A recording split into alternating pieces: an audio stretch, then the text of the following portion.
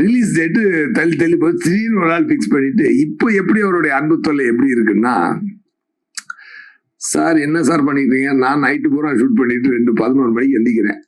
Hello sir என்ன sir அப்படின்னு. அப்ப நீங்க தூங்கி எந்திரிச்சிருக்க, சாரி இது வந்து சொல்லும்போது 2:20 அப்ப நீங்க தூங்கி எந்திரிச்சிருக்கீங்க. ஆமா சார். முடிஞ்சா ஒரு 1/2 hourல கமலா தியேட்டர்ல இருந்தீங்கன்னா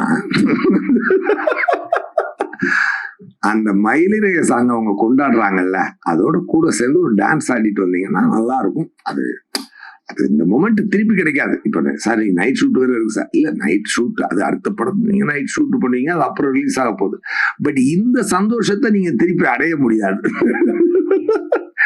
இப்படி எல்லாம் ஒரு ஒரு ஒரு ஒரு ஸ்வீட்டான ஒரு சுகமான சுமைதான் எங்க விக்கி சார்.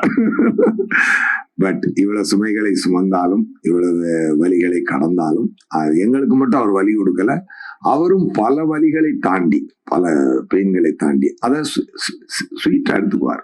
அதாவது அது வந்து என்ன எல்லாத்துக்கும் ஒரே காரணம் வந்து ஆடியன்ஸ் என்டர்டெயின் பண்ணணும் அப்படின்ற ஒரு இதுதான்.